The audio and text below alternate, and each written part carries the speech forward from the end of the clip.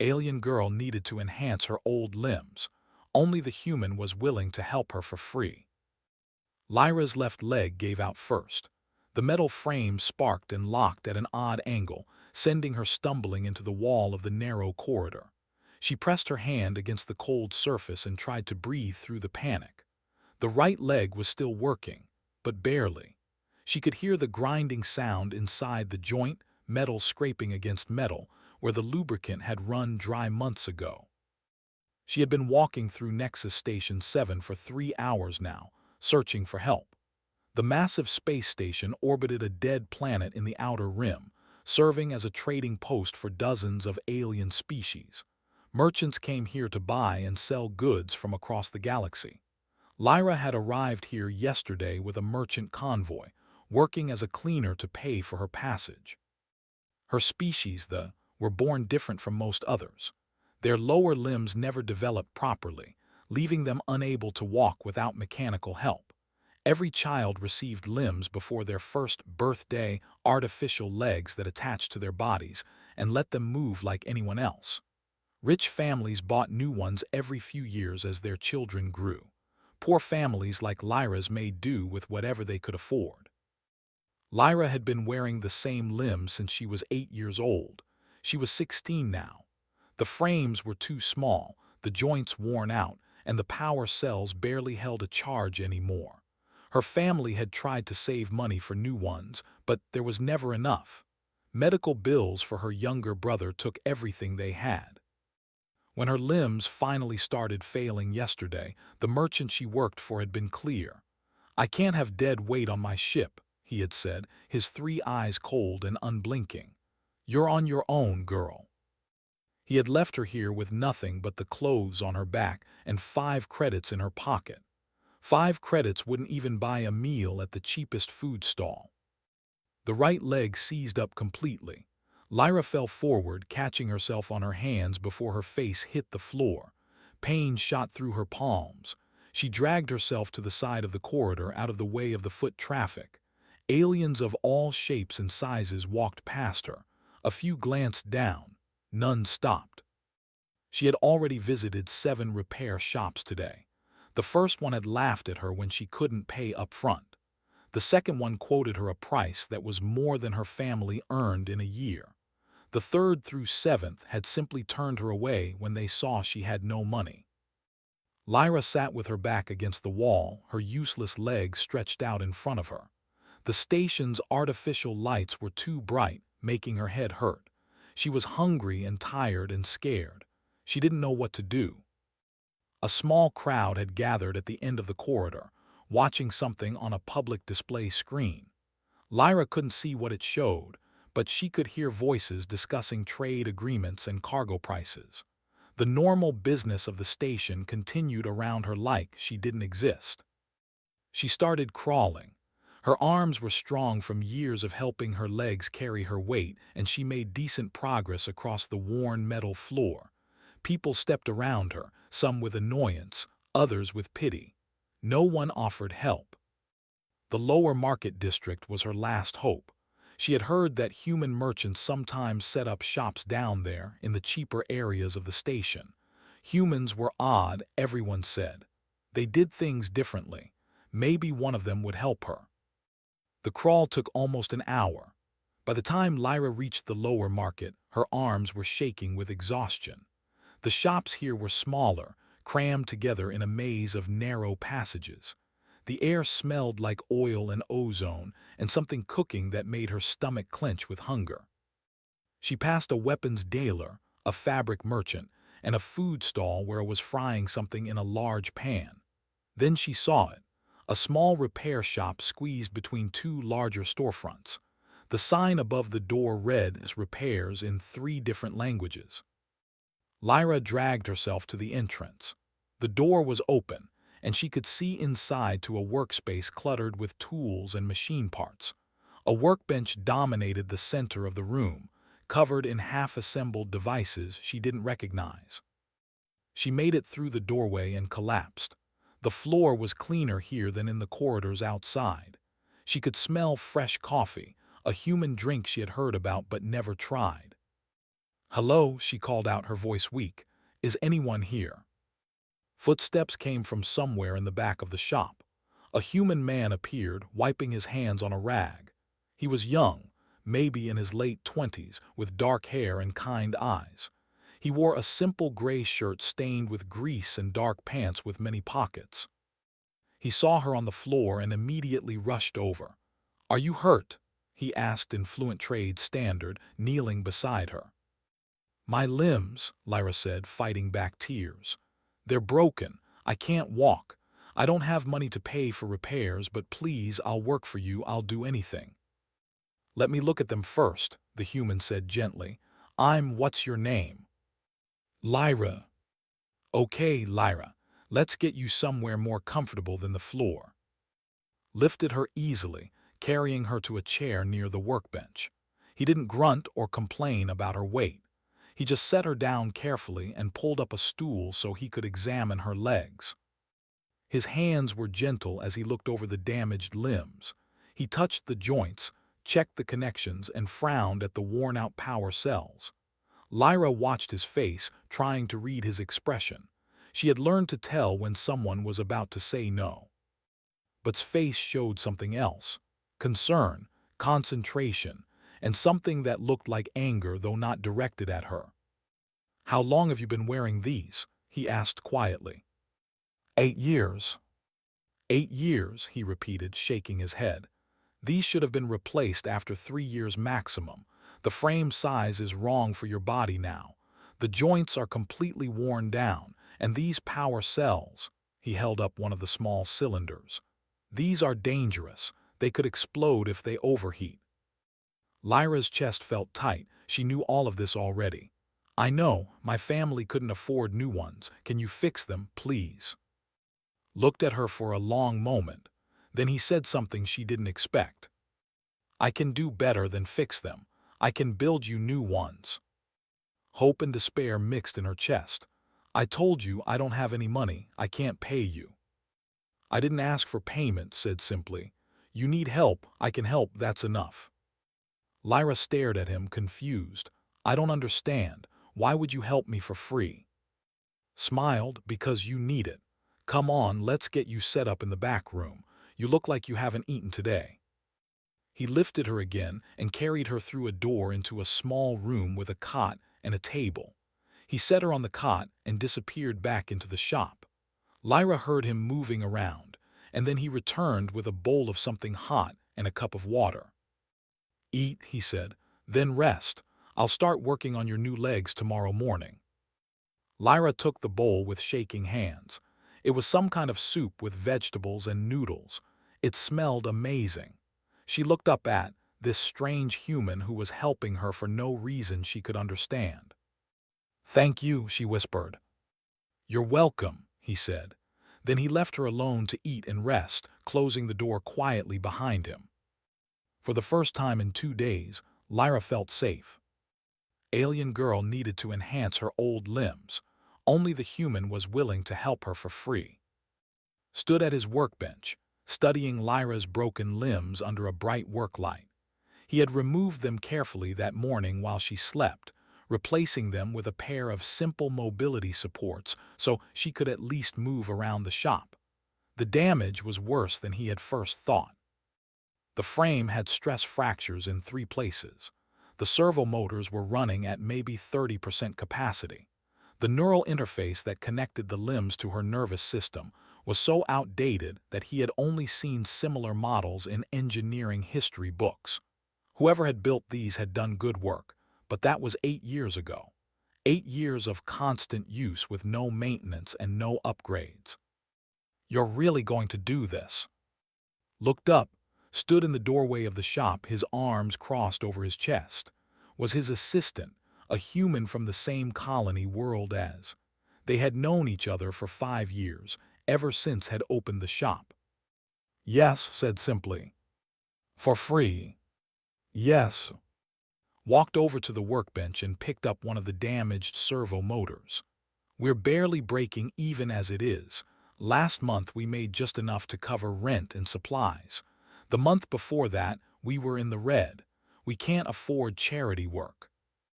I know the numbers, said, his voice calm. But look at this. Really look at it. She's been walking on broken equipment for months, maybe longer. She's 16 years old and no one would help her because she couldn't pay. What kind of galaxy do we live in where a child can't get the medical equipment she needs to walk? The galaxy we've always lived in, said. He set down the servo motor. I'm not saying it's right. I'm saying we have to be realistic. If we go broke trying to save everyone, we won't be able to help anyone. Understood his friend's concern, was practical, always thinking about the bottom line. It was a good quality in a business partner, but couldn't turn away from this. He wouldn't. I'll work extra shifts, said. I'll take on more rush jobs, we'll make up the cost. Sighed, you always do this. Every time someone comes in here with a sob story and no credits, you cave. It's happened twice. 3 times if you count the Kelvin merchant with the broken nav system. He paid us back. 6 months later, and only half of what he owed. They stared at each other for a moment, then shook his head and smiled a little. Fine, but I'm not explaining this to the landlord when we're short on rent. Deal, said. Left to handle the shop's other projects and returned to his work. He started making detailed scans of Lyra's leg structure, measurements he would need to build frames that fit her properly. While the scanner worked, he sketched design ideas on a digital pad. Lyra emerged from the back room around midday, moving slowly on the temporary supports. She had washed her face and tied back her silver-white hair. Her species had pale skin and large eyes that could see in low light. On her home world remembered reading, the days were short and the nights were long. How are you feeling? He asked. Better, she said. Thank you for letting me sleep, and for the food. There's more soup in the thermal container if you're still hungry. She hesitated, then said, I should do something to help. I can't just take your charity. Can you organize tools? Asked, gesturing at a table covered with scattered equipment. I'm terrible at keeping things sorted. Lyra's face brightened. Yes, I can do that. She spent the afternoon organizing his workspace, grouping similar tools together and arranging them by size. Noticed she had a good eye for systems. She asked questions about what each tool did, and she remembered the answers. Smart kid. Around evening, the shop door opened and a tall alien walked in. Recognized him. Station administrator, with blue-gray scales and bright yellow eyes. He oversaw the lower market district. Said, his voice a low rumble. I heard an interesting story today. Someone said you took in a girl, said you're building her new limbs for free. Word traveled fast on the station, put down his tools. That's right. You know this is bad for business, said. Other merchants are already talking. They say you're making them look bad by giving away your work. I'm not giving away my work. I'm helping one person who needed help. 1 person today, 10 people tomorrow. Where does it end? Shook his large head. The other merchants won't like this. Some of them might stop referring customers to you. Then they stop referring customers to me, said. I'm not going to let a child go without medical equipment because it might hurt my reputation. Studied him for a long moment. Humans, he finally said. You're all the same, too soft, too emotional. In this galaxy, soft species don't last long. We've lasted this long, said quietly. Snorted and left the shop without another word. Lyra had been listening from the back of the workspace. She moved closer to, her expression troubled. He's right, isn't he? I'm causing problems for you. No, said firmly. Is just worried about things that don't matter. Let me worry about my business. You focus on getting better. I don't understand you, Lyra said softly. In my culture, everything has a price. Every favor must be repaid. Every debt must be settled. But you ask for nothing. Why? Thought about how to explain it. On Earth, where humans come from, we have an old saying, do unto others as you would have them do unto you. It means treat people the way you want to be treated. If I was in your position, hurt and alone and broke, I would hope someone would help me. So I help you. It's that simple. But what if I can never pay you back? Then you don't pay me back. Maybe someday you'll be in a position to help someone else who needs it. That's payment enough. Lyra looked like she wanted to argue, but she didn't. She just went back to organizing tools, her movements thoughtful. Over the next 2 days, worked late into the nights on Lyra's new limbs. He used his own designs, incorporating improvements he had developed over years of studying mechanical prosthetics. The frames would be lighter but stronger, made from an aluminum-titanium alloy. The joints would use magnetic bearings instead of mechanical ones, reducing wear and friction. The neural interface would be a modern design, giving her much better control. Helped when he could, though he grumbled about it. Lyra continued organizing and cleaning the shop, learning the names of tools and asking questions about how things worked. Found himself explaining engineering concepts to her, and she absorbed the information like a sponge. On the third night, was working alone in the shop. Everyone else had gone to sleep hours ago. He was making final adjustments to the servo systems when he heard soft footsteps behind him. Lyra stood there in her sleep clothes, rubbing her eyes. "You should rest," she said. "You've been working for 16 hours. "Almost done," said. "Just need to calibrate these motors." She sat down on a stool near the workbench. "Can I ask you something?" "Sure."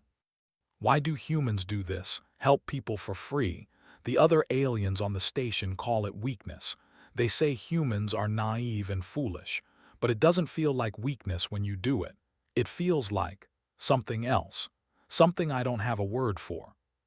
Set down his tools and looked at her. Maybe it's strength in a different form. Maybe being willing to help others, even when it costs you something, is its own kind of power. Not the power to hurt or control, but the power to make things better. "I want to learn that," Lyra said quietly. "I want to understand how humans think. Will you teach me?" "I'll try," said, smiling. "But first, let's get you walking again. Then we'll worry about philosophy." Lyra smiled back, and for the first time since she had crawled into his shop, she looked truly hopeful. Alien girl needed to enhance her old limbs. Only the human was willing to help her for free. Discovered the problem on the 4th day. The power cells he needed for Lyra's new limbs weren't available on Nexus Station 7, or at least not at a price he could afford. The cheapest ones he found cost 300 credits each, and he needed 2. 600 credits was more than his shop made in a good month. He sat at his workbench, staring at the nearly finished limbs. The frames were complete, the servos were calibrated, the neural interface was installed and tested. Everything was ready except the power source. Without proper power cells, the limbs would work for maybe an hour before dying. Lyra needed something that would last for days on a single charge. "Problem?" asked, looking over his shoulder. "Power cells," said. "The ones I have are too weak. The ones I need are too expensive." "How expensive?" 600 credits. Whistled. "That's brutal. Can we use something else?" "Not without reducing the performance by half. These limbs are designed to be better than her old ones, not worse." Rubbed his face. He was tired. He had been working 12-hour days for almost a week now, but he couldn't give up when he was this close. "I'll figure something out," he said. That evening, closed the shop early and walked to the upper market district. There was a human-owned supply store there, run by a woman named. She was a materials scientist who had retired from corporate work and now sold specialty components to engineers and builders. Her prices were fair, and she knew everything about advanced materials. The store was small but well organized, with shelves of neatly labeled containers and bins. Stood behind the counter, reading something on a data pad. She looked up when entered and smiled. "Good to see you. What brings you here so late?" "I need advice," said, "and maybe a miracle." He explained the situation while listened. When he finished, she tapped her fingers on the counter, thinking. Power cells that strong are hard to come by, she said. But I might have something, come with me. She led him to a back room filled with more supplies. She pulled out a case containing 2 cylindrical power cells, each about the size of his thumb. They had a soft blue glow. Lithium-ion cells with graphene enhancement, said. Military grade. I bought a lot of them years ago for a project that never happened. They've been sitting in storage ever since. How much? Asked, almost afraid to hear the answer. Was quiet for a moment.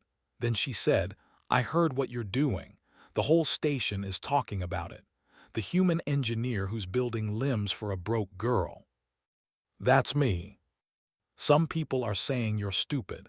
They say you're bad for business and you'll go broke within a year, she smiled. I think you're doing exactly what a human should do, so I'm selling these to you at cost, 50 credits total. Felt relief wash over him, 50 credits he could manage. Thank you, seriously thank you. Thank me by doing good work, she said, handing him the case. That girl deserves better than what the galaxy has given her. Show them what human engineering can really do. Left the store feeling lighter than he had in days. But when he returned to the lower market district, he found trouble waiting at his shop. A merchant stood outside the door, arms crossed, were large aliens with thick skin and bad tempers. This one was named Garen, and he ran a parts shop 3 corridors over. Had bought from him occasionally when he needed common components. Garen said, his voice unfriendly, We need to talk. About what? About you making the rest of us look bad. You're doing free work for aliens who can't pay. You're making people think they don't need to save money for repairs. You're destroying the market. I'm helping one person, said. That's not destroying anything. It sets a bad example. Other engineers might start thinking they should work for free too. Where does that leave legitimate businesses? Garen stepped closer. I'm telling you now, stop this charity nonsense or don't expect to buy parts from my shop anymore. Fine, said calmly. I'll buy parts somewhere else. Good luck with that. I've talked to the other parts dealers. Most of them agree with me. You want to play hero, you do it without our help. Garen left and felt anger rising in his chest. He took a deep breath and pushed it down. Getting angry wouldn't help Lyra. Inside the shop had heard everything. That's bad, he said. Garen supplies half the parts dealers in this district. If they all refuse to sell to us, then we find other suppliers, said, human ones. Over the next 2 days, reached out to every human merchant and engineer on Nexus Station 7. There weren't many, maybe 20 in total, scattered across the station's various districts. But humans had a way of looking out for each other, especially when they were far from Earth. Explained what he needed. He was honest about why. He was building limbs for a girl who had no money and no family here. He needed small components, servo motors, connector cables, neural interface pads. Nothing expensive individually, but it added up. The response surprised even him. A human maintenance engineer named donated servo motors from his personal supply. A medical technician named gave him neural interface pads left over from her clinic's inventory.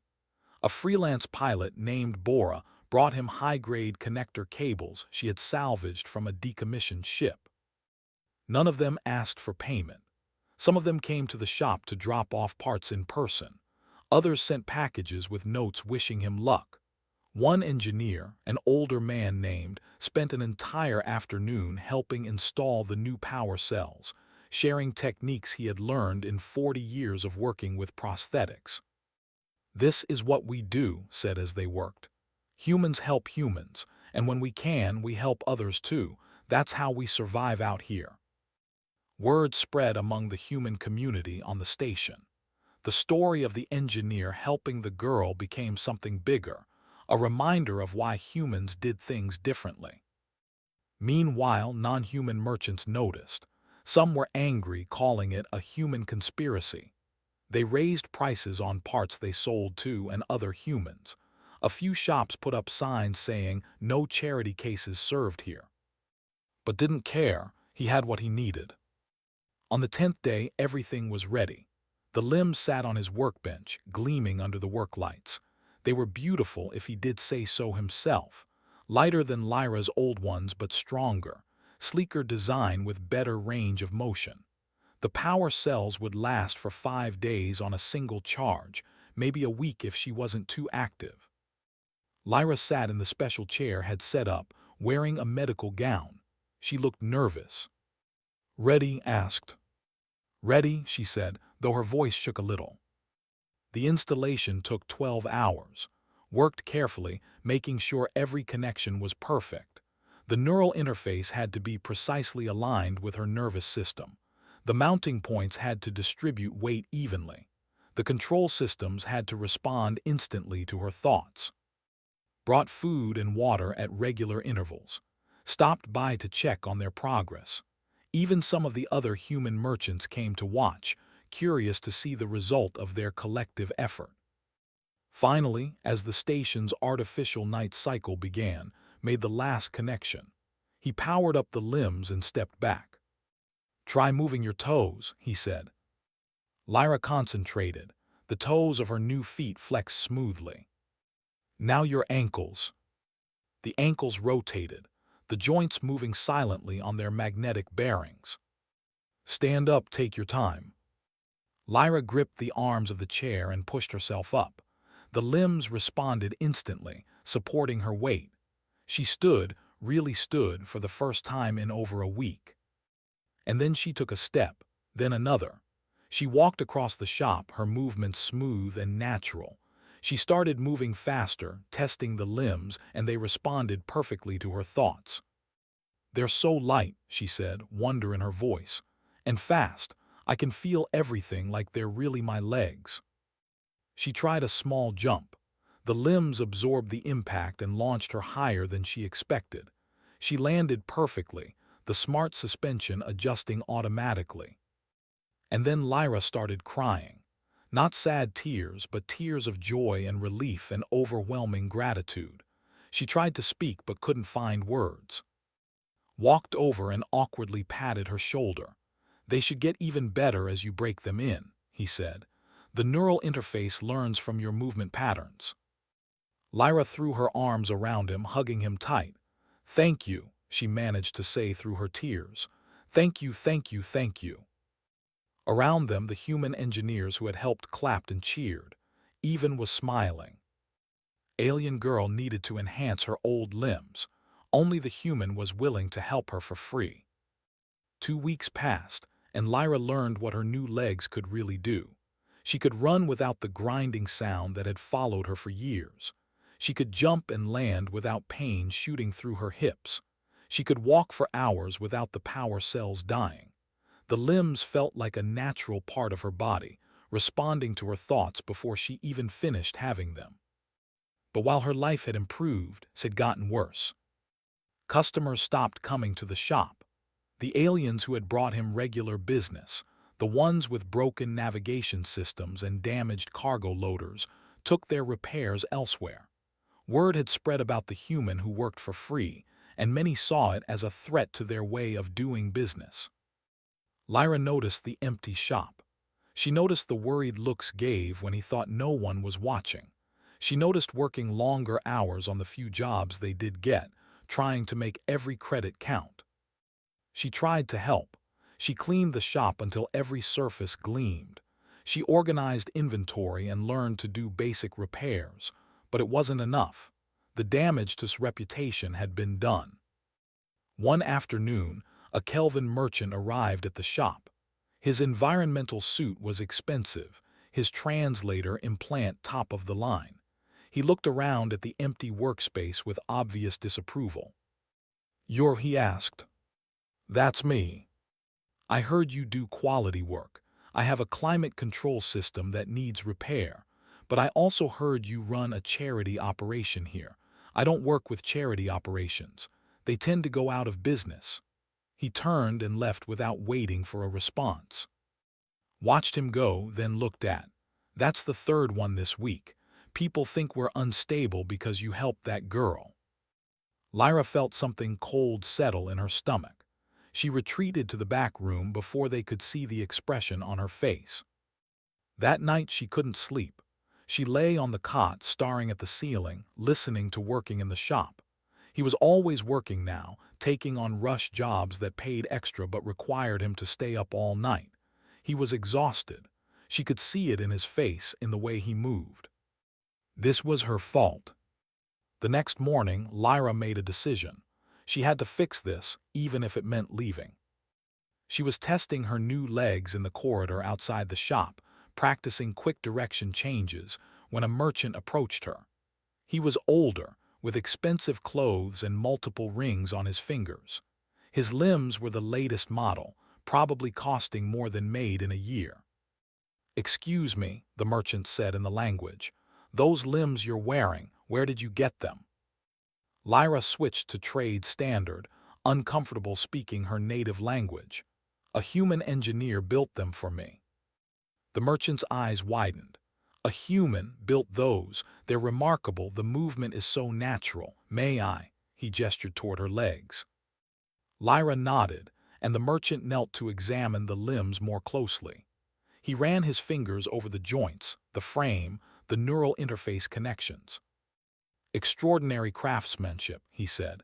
"These are better than military-grade models. The weight distribution, the joint design, the neural response time. I've never seen anything like it." He stood up and studied Lyra's face. "You look familiar. What's your family name?" Recognition flashed across his face. "I knew your grandfather years ago. We did business together before he passed." He paused. "I heard the family fell on hard times. I'm sorry. Your grandfather was a good man." Lyra didn't know what to say. She hadn't known her grandfather had merchant connections. The merchant pulled out a data pad. "My name is, I'm in the medical equipment business. I travel between stations, buying and selling prosthetics and mobility devices. I would very much like to meet the engineer who built your legs. I may have business for him." "You want to hire him?" Hope sparked in Lyra's chest. "Perhaps. If his work is as good as these legs suggest, I could refer customers to him. Many would pay well for limbs this advanced." Smiled. "Of course, I would expect a finder's fee for connecting him with wealthy clients. That's how business works." Lyra understood immediately. Wasn't just offering to help. He was offering to save his shop, to undo the damage that helping her had caused. All would have to do was give a cut of the profits. But something about it felt wrong. "I'll ask him," Lyra said carefully, "but the engineer makes his own decisions." Of course. Here's my contact information. Have him reach out when he's ready to discuss terms." Left and Lyra hurried back to the shop. She found and reviewing the monthly expenses, their faces grim. "Rent is due in 5 days, was saying. We're short by 200 credits. We could ask the landlord for an extension, but—" "I won't ask for charity when I tell others to stand on their own," interrupted. "Then we need to find work, fast." Lyra cleared her throat. Both humans looked at her. "I met a merchant," she said. He's a distant relative of my family. He saw my new legs and wants to meet you. He says he can refer customers to you. Rich customers who will pay well." His expression didn't change. "What does he want in return?" "A finder's fee. A percentage of your earnings from the customers he sends." "How much?" "He didn't say. You would have to negotiate." Leaned forward. "This could be exactly what we need. Access to wealthy clients who appreciate quality work. You should meet with him." But was looking at Lyra, really looking at her. "What do you think?" he asked. The question surprised her. "Me? Why does my opinion matter?" "Because approached you. Because he's your relative. Because you're part of this shop now, even if you don't realize it yet." Lyra thought carefully before speaking.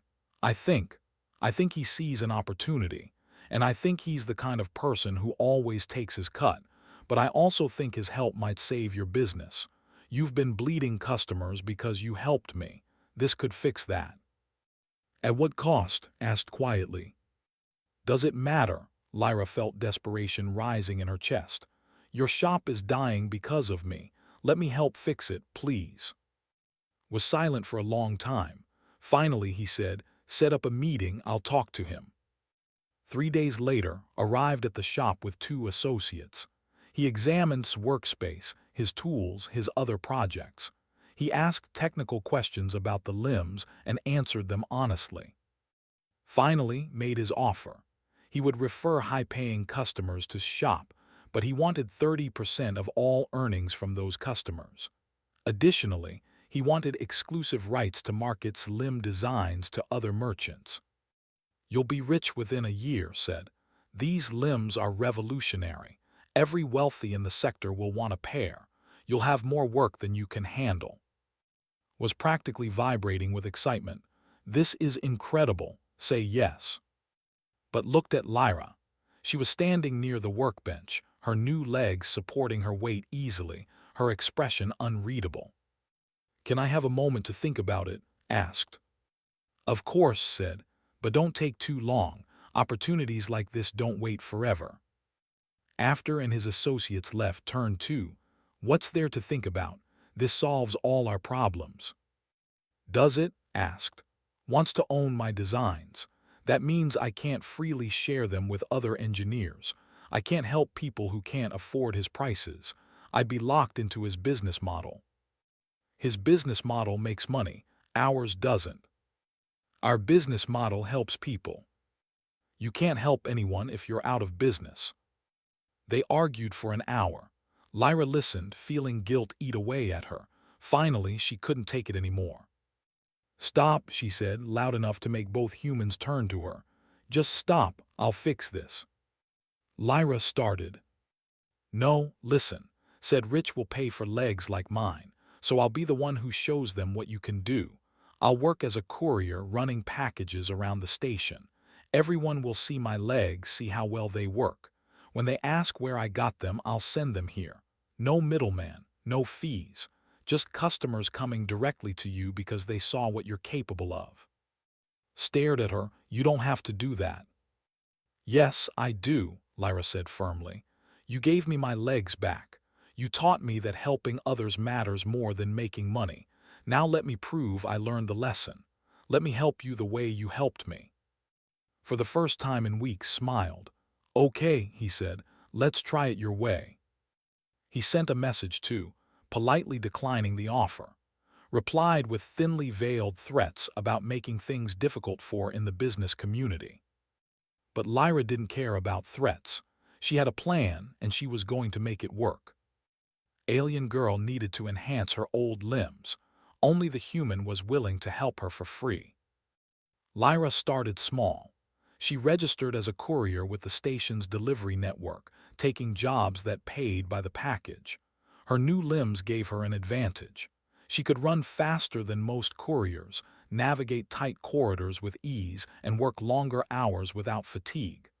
Within a week, she had built a reputation for being fast and reliable. And everywhere she went, people noticed her legs. Where did you get those? A Kelvin merchant asked one day as she delivered a package to his shop. A human engineer made them, Lyra said. Repairs lower market district. The merchant nodded, filed the information away. 2 days later, his business partner showed up at shop with a damaged loading crane. It was good work and it paid well. More questions came. A trader stopped Lyra in a corridor, fascinated by the smooth way her limbs moved. A station administrator commented on how quiet they were compared to standard models. A medical technician asked to examine the neural interface, amazed by the response time. Lyra told them all the same thing. Repairs, lower market district. Slowly, customers began returning to the shop. Not the ones who had abandoned before, but new ones. People who cared about quality work more than political statements.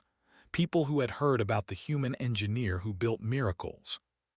3 weeks after declining his offer, a wealthy woman arrived at the shop. She wore expensive clothing and walked on limbs that probably cost 10,000 credits. But when she saw Lyra moving around the workspace, helping organize parts, Her eyes widened. "Those limbs," the woman said. "The way you move, it's so natural. Are those the ones everyone is talking about?" "Yes," Lyra said, "built them." The woman turned to, "I want a pair. My daughter has the same condition. She's 12 years old and she hates her current limbs. They're heavy and they hurt her back. Could you build something like these for her?" "I'd be happy to," said. "But I should warn you, my work isn't cheap.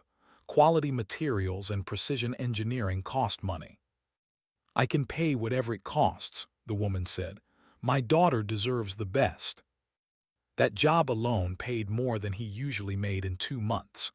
More importantly, when the woman's daughter received her new limbs and started walking with the same fluid grace as Lyra, other wealthy took notice. Word spread through the community. The human engineer in the lower market didn't just build limbs. He built dreams. He built freedom. He built legs that felt real. Orders started coming in. Had to hire 2 more assistants to keep up with demand. Handled the business side while focused on design and fabrication. Lyra became a full apprentice, learning engineering principles and helping with simpler projects. 4 months after that first customer, repairs was thriving. They had moved to a larger workspace in a better part of the station. The shop had a waiting list of clients and was turning down work because he couldn't keep up. But something else was happening too, something bigger than one successful business. Other humans on the station started adopting what they called the model.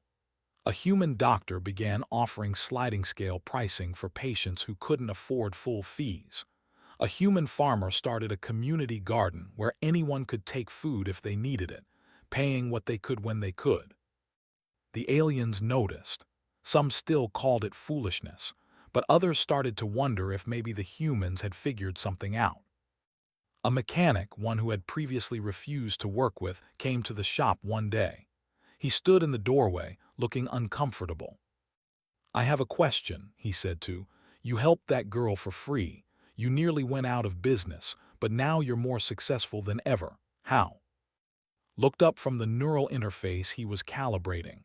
"I didn't do it to be successful. I did it because it was right. The success came later from people who valued that." "But you took a huge risk. You could have lost everything." "I could have," agreed. "But losing everything to help someone in need seemed better than keeping everything and turning away from someone who was suffering. At least I could sleep at night." The mechanic was quiet for a moment. "I turned away 3 customers this week because they couldn't pay up front. I've been thinking about what you did, about the risks you took, and I'm starting to think maybe I've been doing business wrong." "You have to make your own choices," said. "But I've found that investing in people usually pays better returns than investing in profit margins." The mechanic left, but he came back 2 weeks later. He had helped a young Kelvin repair her ship for half price because she reminded him of his own daughter. She had paid him back in full plus a bonus, and she had told all her friends about the honest mechanic who worked with her. His business had doubled. "I think I'm starting to understand," he told. Stories like that became common. The human approach to business, built on trust and compassion and helping others, started spreading. Not everywhere and not all at once, but it spread.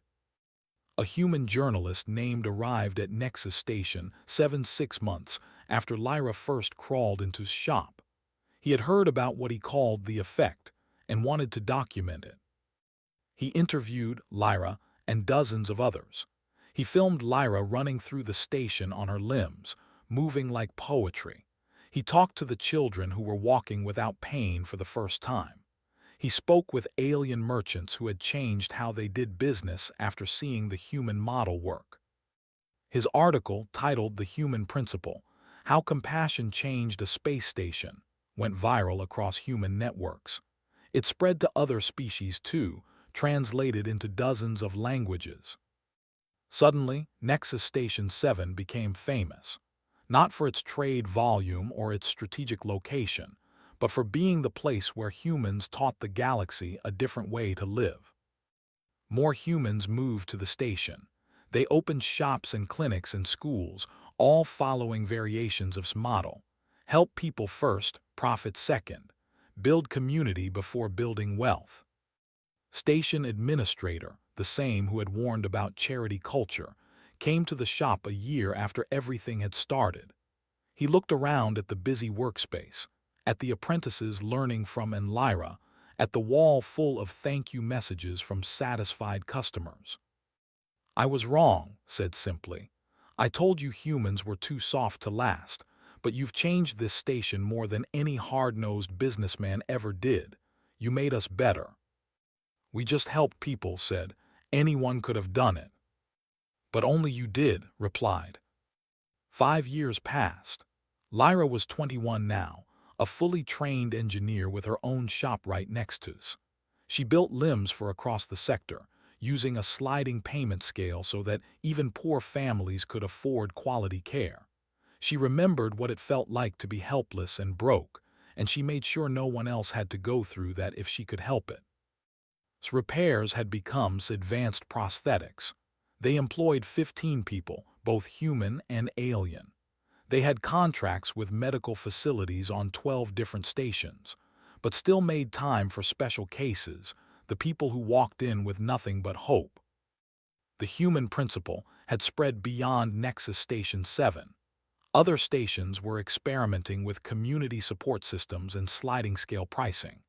It wasn't universal, and there was still plenty of traditional cutthroat business in the galaxy. But there was also a growing movement of people, both human and alien, who believed there was a better way. One evening, Lyra sat in his office, reviewing designs for a new limb model.